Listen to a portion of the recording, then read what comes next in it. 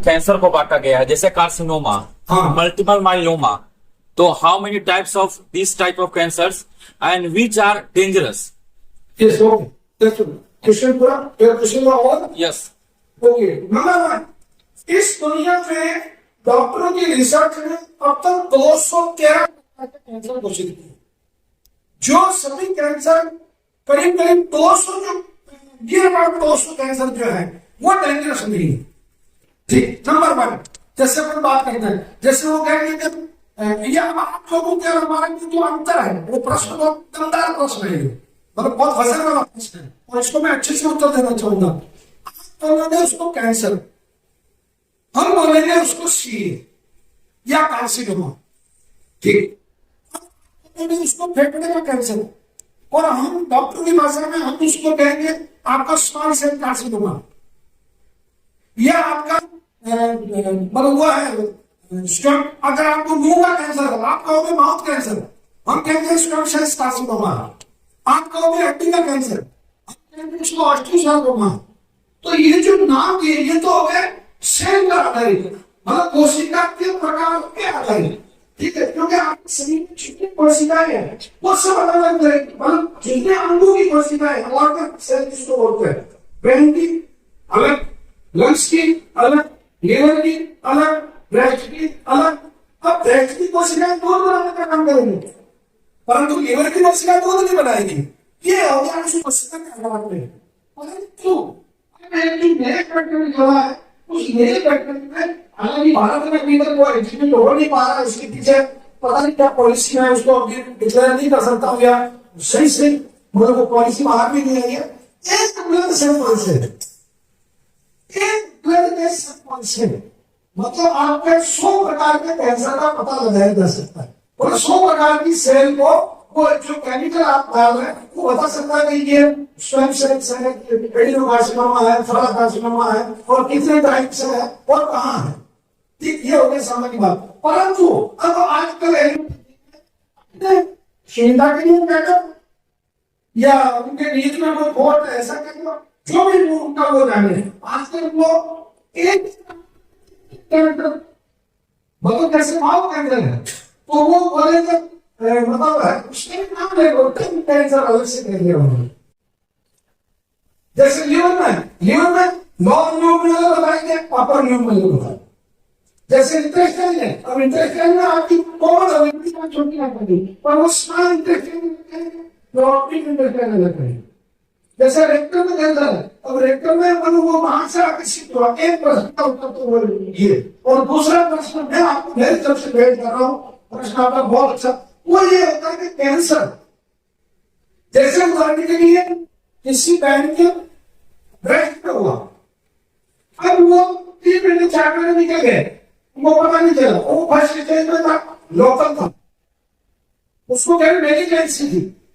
अब वो लंग्स के कॉन्टेक्ट में आने से वो लंग्स में चला गया। ठीक, अब लंग्स में भी आपने लागू की, वो धीरे धीरे लंग्स से ब्रेन तक चला गया।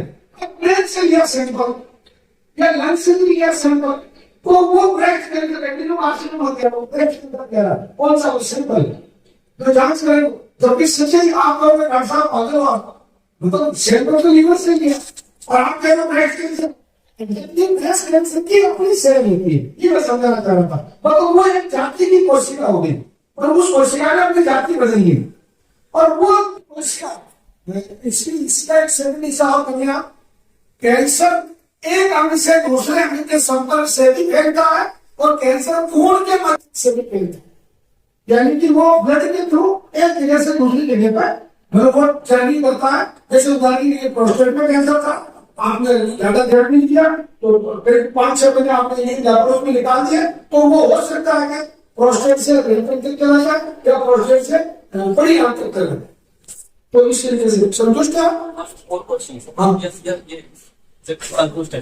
वन और क्वेश्चन है सर, मैंने स्टडी किया था ऐसी क्रोम पे, तो मैंने पाया कि एक स्टेज के थ्रू कैंसर को बांटा जाता है और एक ग्रेड के थ्रू कैंसर को बांटा गया है।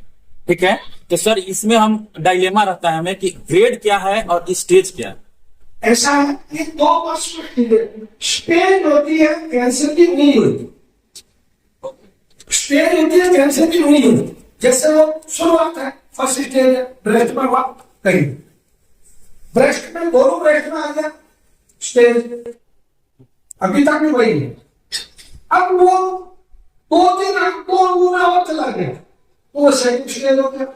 वो जब ऐसा हो गया कि सर्जरी या रेट या रेडिएशन या कीमो, इसको बहुत ज्यादा असर नहीं हो रहा है इस पे, तो थर्ड स्टेज हो गया।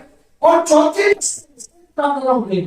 जो स्टेज है उम्र है उसकी, यानी कि कैंसर कितने साल का हुआ, इसको सामान्य भाषा में ये समझ लो कि भाई कितने साल का हुआ, ठीक है, 1 साल का हो गया, 2 साल का हो गया, 3 साल का हो गया, 4 साल का हो गया, ठीक है। और 4 साल में मैं सामान्य उदाहरण दे रहा हूँ, हो सकता है अगर बहुत ज्यादा किसी कैंसर तो वो 1 ही साल में 4 साल का हो जाए, ठीक है। ये तो उसकी स्टेज, और चौथी स्टेज में डॉक्टर जो अच्छे डॉक्टर होते हैं, मेरी जैसी नेचर के लोग होते हैं, मैं तो नहीं बात करता हूँ, और मैं उसके पेशेंट को अगर वो ठीक होने वाला था तो मैं बिल्कुल कहता हूँ ठीक होगा, और अगर वो नहीं है ऐसी स्थिति में तो मैं उसके परिवार के व्यक्ति को बुला के उसके काम में कहता हूँ बेटा 1 रुपया भी खर्च करने की जरूरत नहीं, मतलब जितने दिन सेवा कर सकते हो। ये तो व्यक्ति और ग्रेड मतलब स्कूल, 12 साल का लड़का भी पहली क्लास में पढ़ सकता है, और 3 साल का बच्चा भी फर्स्ट में पहली क्लास में पढ़ सकता है।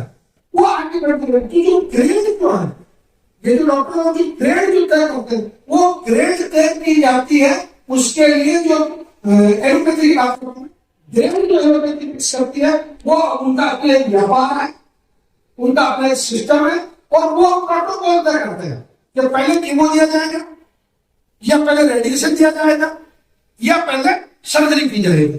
ये ग्रेड में डिपेंड करता है, ग्रेड वाले उसको फिक्स करते हैं। एक तो ये हो गया। दूसरा, मैं मान्यता दे रहा हूं, कोई भी कैंसर पुराना नहीं होता है, कोई भी कैंसर जानलेवा नहीं होता, मौत का कारण नहीं होता जब तक कि वो व्यक्ति श्वास ले रहा है, वो व्यक्ति 100 ग्राम पानी पचा पा रहा है, वो व्यक्ति 100 ग्राम जूस को पचा पा रहा है, वो व्यक्ति आंखों से देख पा रहा है, वो व्यक्ति बात कर पा रहा है, वो व्यक्ति इसको पहचान रहा है, ये मेरा पिता है, ये मेरी पत्नी है, ये मेरा दादाजी है, और वो उठ के ठीक ठाक अपना लेटिन या किसी सामान्य जो उसकी प्रक्रिया है वो उसको कर पा रहा है।